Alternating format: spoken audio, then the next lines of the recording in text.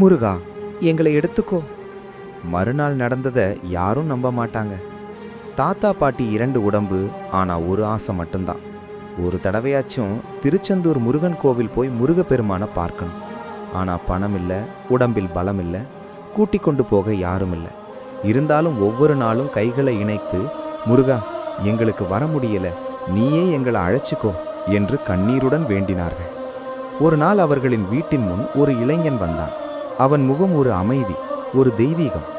எனக்கு பசிக்குதுமா, கொஞ்சம் உணவு தருவீங்களா என்று கேட்டான். அந்த நிலையிலும் தாத்தா பாட்டி இருவரும் உள்ளே போய் இருந்த சாப்பாட்டை அன்போடு அவனுக்கு கொடுத்தார்கள்.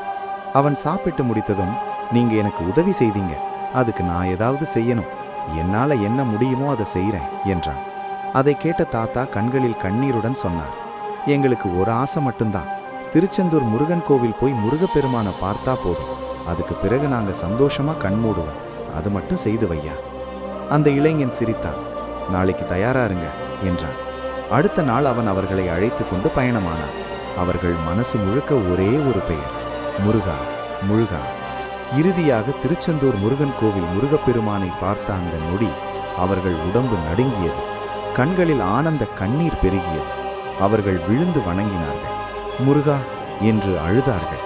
அந்த கண்ணீரோடு திரும்பி அவர்களை கூட்டி வந்த அந்த இளைஞனை தேடினார்கள். ஆனா அவன் எங்கும் இல்லை. அந்த நொடி அவர்களுக்கு புரிந்தது, நமக்கிட்ட உணவு கேட்டதும் நம்மை இங்கே அழைத்து வந்ததும் வேற யாரும் இல்லை, அது முருகப்பெருமான் தான் என்று கண்கலங்கினார்கள். வினை தீர்க்கும் வேலவன் கந்தன். கருணை இருந்தால் போதும், எல்லாம் சரியாகும்.